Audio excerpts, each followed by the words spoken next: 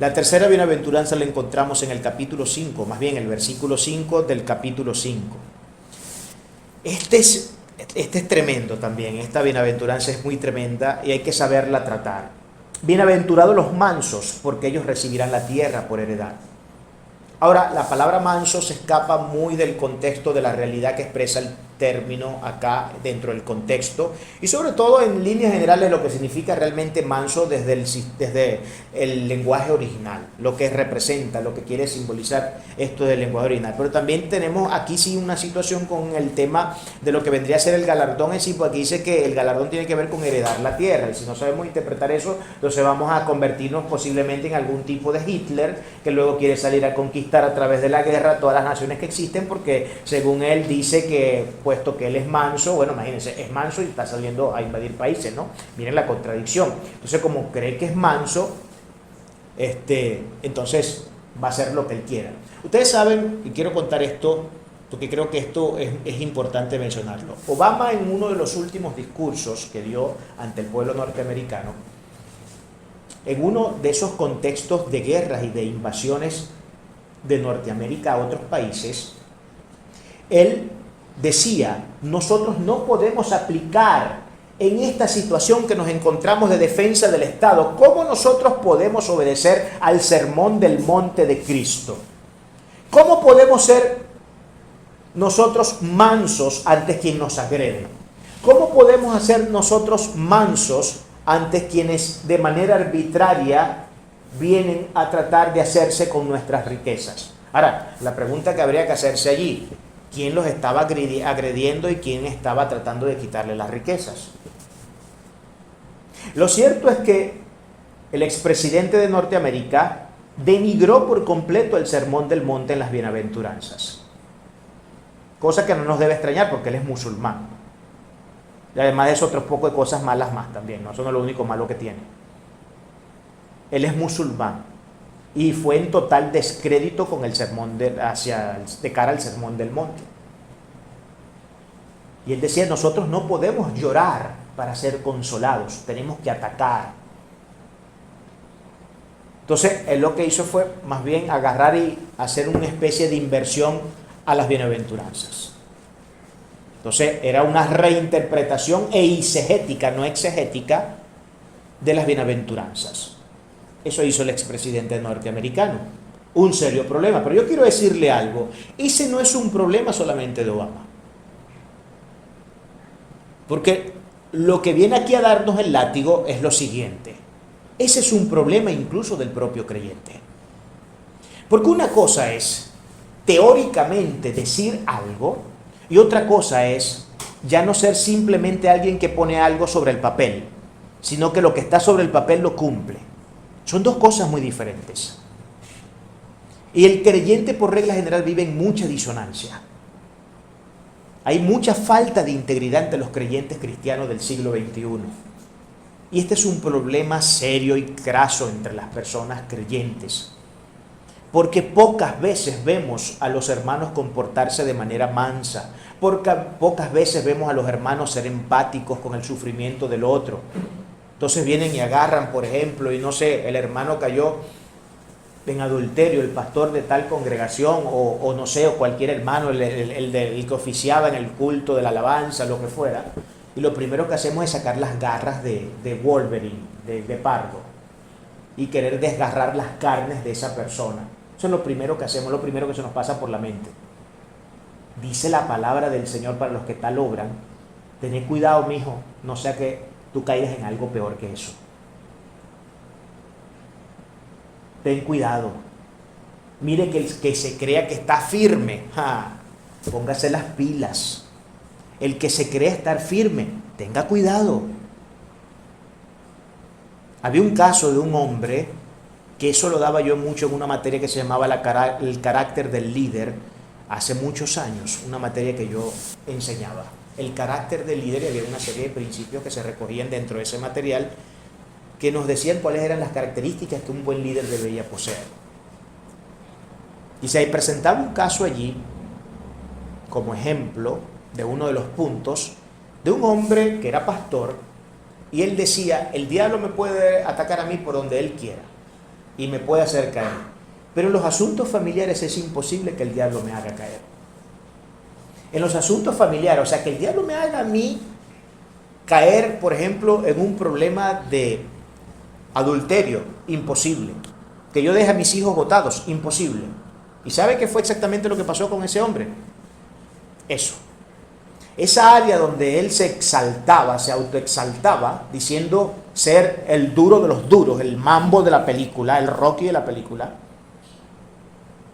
fue precisamente lo que le pasó. El tipo cayó en adulterio. Lamentablemente. Entonces mire que el que diga estar firme tenga cuidado que no tropiece.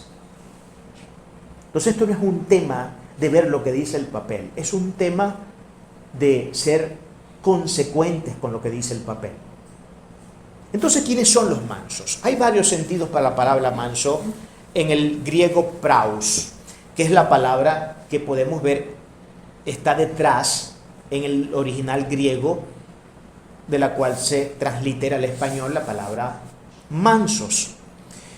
Un primer sentido tiene que ver con indignación. Una persona mansa es una persona que se indigna. Ahora usted se preguntará, ¿y se indigna ante qué? Se indigna ante las injusticias de la vida, se indigna ante todo tipo de acto arbitrario, se indigna ante todo tipo de acto que no obedece a los principios y valores que el ser humano debe seguir.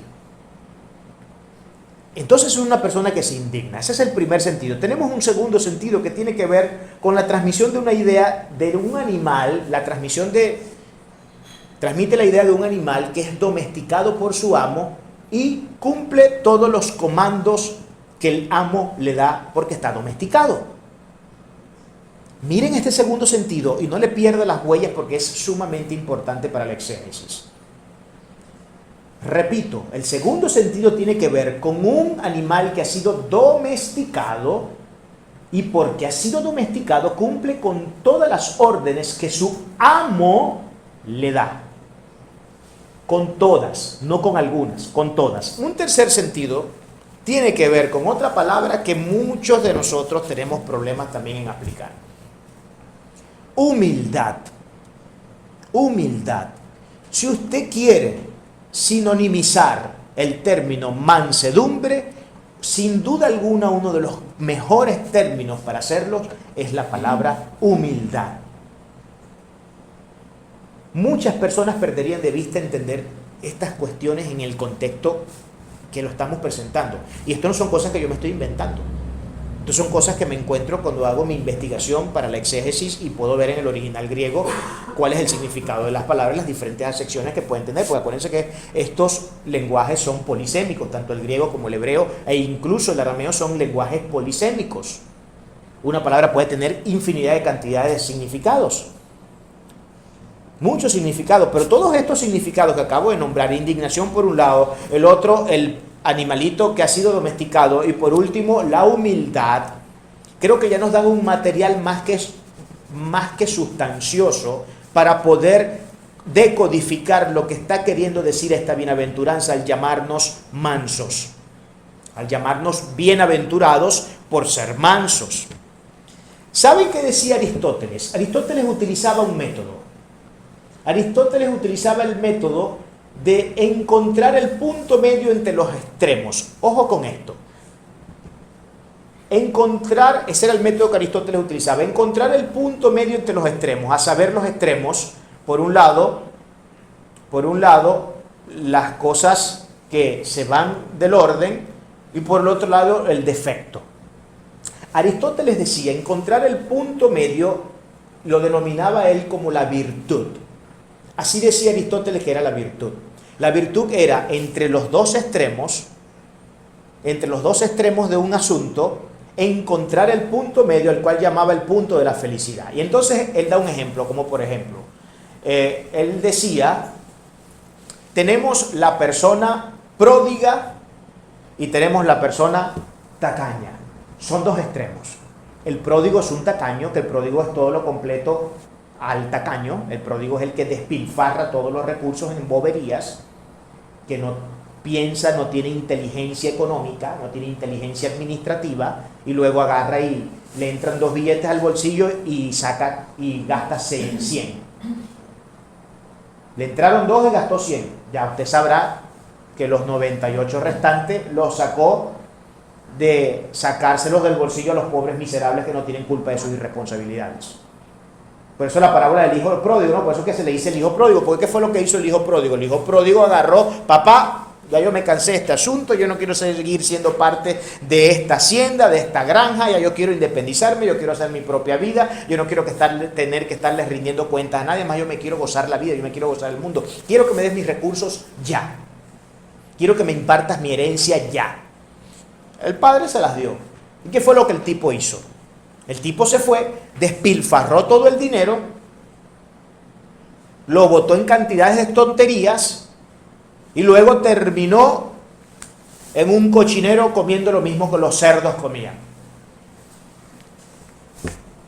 ¿Por qué? Porque era un pródigo, porque era un despilfarrador, porque no tenía un mínimo de inteligencia económica, porque, óigame, nosotros tenemos, hermano, por eso es que nosotros tenemos que hacer. Mire, yo les recomiendo a todos ustedes que hagan como mínimo un curso introductorio de administración y de economía, porque eso les va a vacunar contra muchos serios problemas en la vida.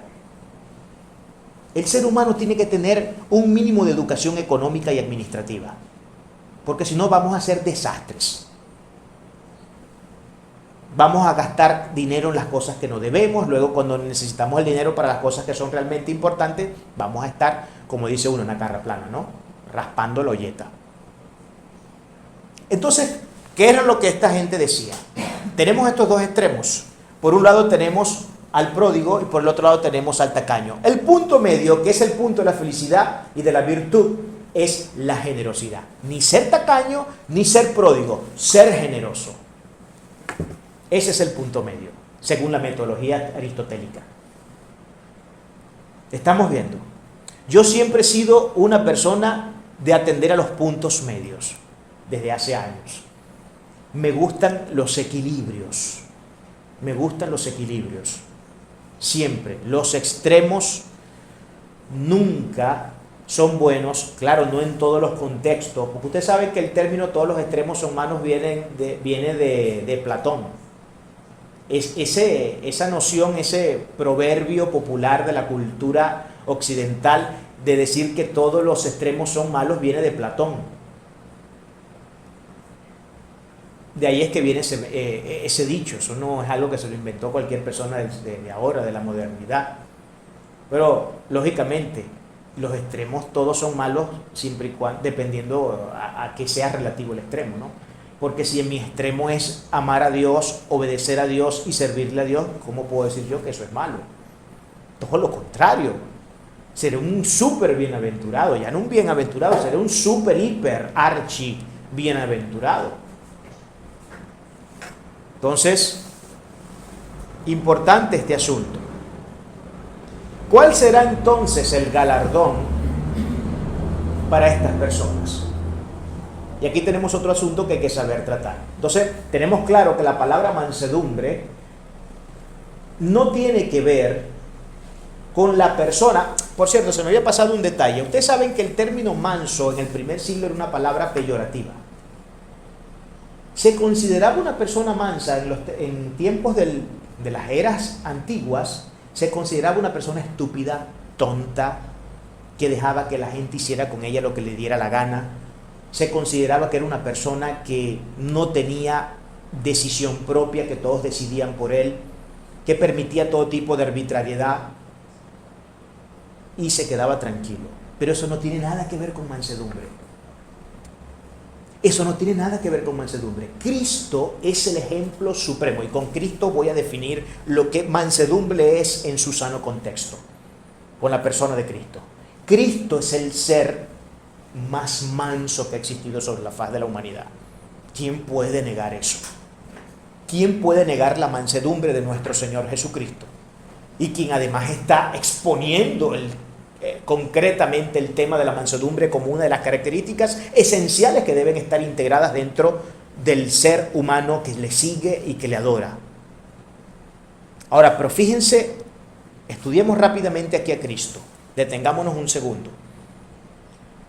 ¿Cuál era la actitud de Cristo cuando hablaba con los menesterosos, con los pobres? con los pobres de espíritu, con los humildes. ¿Y cuál era la actitud de Cristo cuando hablaba con sus enemigos y detractores?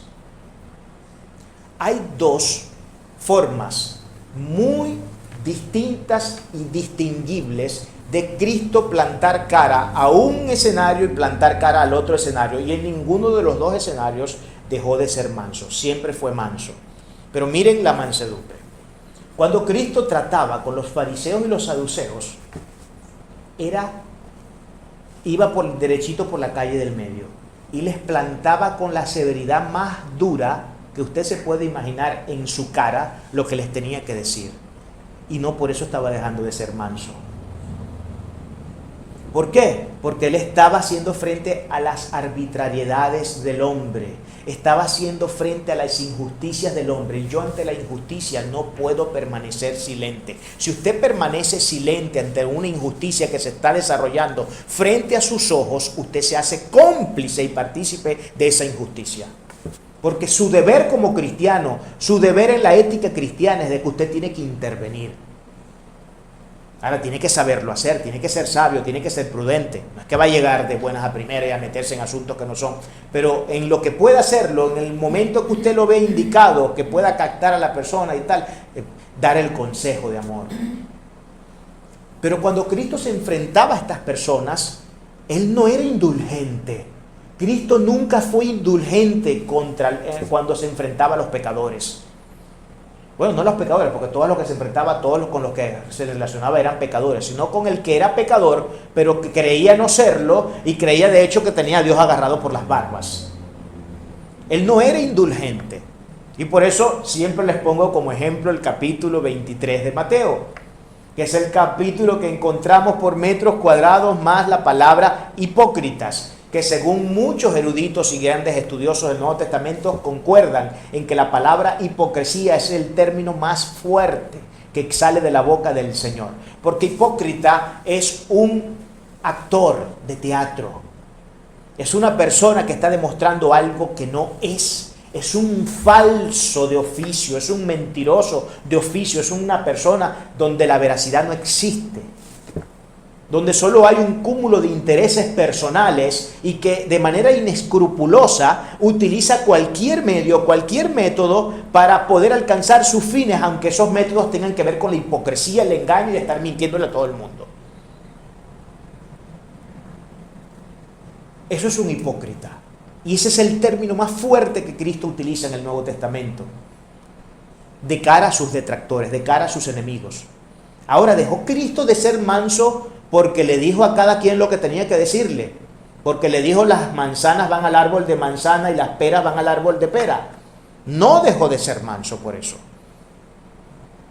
Pero cuando se enfrentaba, o más bien cuando estaba de cara a los menesterosos, la compasión, la conmiseración, la misericordia y la gracia era infinita. Y usted dirá, entonces en un caso no fue manso. No, es que la mansedumbre es estar en un punto de equilibrio donde ante las adversidades no callas y atiendes el asunto, llamando a cada cosa por su nombre. Que el que tú llames a las cosas por su nombre no te hace un pecador. Porque hay gente que tiene problemas con hacer este tipo de cosas. Hay gente que le da miedo llamar las cosas por su nombre. Hay gente que le da miedo, por ejemplo, no sé, por querer ser políticamente correcto. Tienen de repente un primo o una prima o lo que sea que tiene una desviación sexual y les da pena decírselo, no les gusta decírselo, no los quieren encarar. O que le digan, mira, tu primo o tu hermana es tu hermano. Yo no sabía que tu hermano era gay. Imagínense que usted tenga un hermano gay, Dios los libre, que una persona de afuera venga y le diga, mira, tu hermano es gay, y tú te pongas bravo porque te digan eso. ¿Pero por qué te vas a poner bravo si están llamando las cosas por su nombre? No tienes por qué ponerte bravo. Ahora, tú puedes acordar con la persona, utilizar un término no tan fuerte de repente, pero también también entender tú que la persona no está pecando por llamar las cosas por su nombre. Cristo no pecó por decirle hipócrita a esa gente. Cristo no pecó por decirle que eran hijos de Satanás, hijos de la cuevena, del infierno. Así se los dijo, ustedes son hijos, su padre es Satanás. Son hijos de las tinieblas, son sepulcros emblanquecidos. Si usted le dice eso a una persona que dice ser cristiana, pero que de cristiano no demuestra absolutamente nada, ¿usted cree que está pecando? La palabra de Dios nos enseña que las obras de las tinieblas tienen que denunciarse y eso es parte de la mansedumbre. Miren, si la Biblia no considerada como un acto de mansedumbre, el denunciar las obras de las tinieblas, ni loco que nos hubieran dicho que debemos hacer esas cosas. Y lo digo porque usted sabe que siempre somos objetos de muchas críticas cuando hacemos este tipo de situaciones. Yo soy muy crítico, demasiado crítico, y las críticas siempre comienzan primero por mí mismo, porque el peor criticador que yo tengo soy yo mismo. Yo me critico durísimo y me doy con el látigo durísimo. Pero también lo hago con el que tengo que hacerlo. Cuando yo tengo que denunciar a una persona que dice ser creyente y que está engañando a todo un pueblo y se los va a llevar para el infierno si no se les da en la cabeza, tengo que hacerlo. Si no lo hago, nuevamente me estoy haciendo partícipe del error. Entonces van a tener estos hermanitos que dicen, no hermano, no saben ellos que lo que están queriendo hacer es políticamente correcto y es precisamente lo contrario a lo que tienen que ser. No se han dado cuenta de eso. La Biblia no llama a ser políticamente correcto. Entonces, no hermano, es que uno no tiene que caer en esas cuestiones. Entonces está el debate de si el cristiano debe criticar o no debe criticar. De que si el cristiano debe juzgar o no debe juzgar. Las dos cosas tiene que hacer. Y la Biblia da la luz verde para eso. Juzgad con justo juicio. No es que no debamos juzgar, podemos juzgar, pero con justo juicio. Llamando a las cosas por su nombre, no inventándome comiquitas y tampoco hablando solamente porque he escuchado comentarios de terceros, no, que me consten las cosas, que me consten, que yo haya podido ser testigo ocular y no simplemente hacerme un reproductor más de la brollamentazón de los demás por la malicia que hay en su corazón. Hay que tener mucho cuidado, hay que cuidar mucho el corazón de estas cosas. Hay que cuidar mucho el corazón de estas cosas. Hay que tener mucho cuidado. Entonces la mansedumbre no tiene que ver con un estado de pasividad. Venga todo el mundo, deme palo.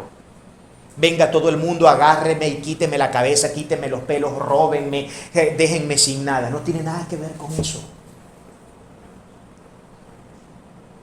Usted tiene que llamar las cosas como son, encarar lo que tiene que encarar y decir lo que tiene que decir. En justo juicio. Esa es la medida en ese carácter, con prudencia y con amor, pero dice las cosas. Para estas personas lo que depara es una gloriosa bendición. Recibirán la tierra por heredad. ¿Pero qué es lo que esto significa? ¿Que Dios me va a hacer dueño de la tierra? En ningún sentido. Esto está aquí reflejado. Cristo utilizó aquí una figura de la retórica que se llama la hipérbole. Es lo que Cristo está haciendo. Y estas son cosas que en exégesis uno tiene que saber diferenciar. Cuando hay una hipérbole como método, como medio que se está utilizando para reflejar la realidad de una verdad, uno tiene que saber distinguir cuando estamos hablando hiperbólicamente y cuando no. La hipérbole, ¿con qué tiene que ver? La hipérbole tiene que ver con las exageraciones, que es un recurso que se utiliza mucho en la poesía, por ejemplo. Entonces, Cristo está hablando de manera hiperbólica, no es que toda la tierra te pertenece en el sentido literal. Muchacho, pero si ni siquiera tengo casa propia, ¿cómo vas a decir que me pertenece la tierra? Podría decir alguna persona, digo yo, ¿no? ¿A qué se refiere con esto? Me gustó mucho el comentario de Barclay, que decía, no sé si fue Barclay o fue McDonald, por ahí fue la cosa. Él decía que lo que esto quiere decir es que por tanto tienes una actitud correcta ante la vida y ante la sociedad, tendrás mejores relaciones con la gente y serás una persona que tendrá una apertura mayor a integrarte en diferentes ámbitos de la sociedad, porque la gente te buscará, te querrá consigo, te querrá a su lado, porque eres una persona que juzga justamente, porque eres una persona que busca hacer siempre lo correcto. que no anda de sinvergüenza alcahueteando sinvergüenzuras a los demás. Claro, hay gente a la que estas cosas no le gustan, lógicamente. Hay gente para el que es alcahuete le gusta la alcahuetería. Y si usted no le aplaude la alcahuetería, ya sabrá que se está ganando un enemigo. Porque hay gente que es así, lamentablemente. Pero el que tiene un mínimo de conciencia, y para esto no hace falta ser cristiano, ojo, porque Dios nos dio una conciencia, Dios nos dio un cerebro que tiene la facultad de pensar, de razonar. Cuando la gente tiene un mínimo de conciencia y de inteligencia, le aplaudirá su mansedumbre. ¿Quién no aplaudirá nunca su mansedumbre? El necio. ¿Y qué pierde usted con no relacionarse con un necio? Absolutamente nada, más bien gana, apártese de los necios. Y si se va a acercar a uno de ellos, sea para buscar que esa necedad salga de él, educándolo a través de los principios y valores éticos de la palabra del Señor. Pero de resto no perdemos nada con no relacionarnos con los necios. Absolutamente nada perdemos. Para esta gente entonces tendrán como galardón la heredad de la tierra.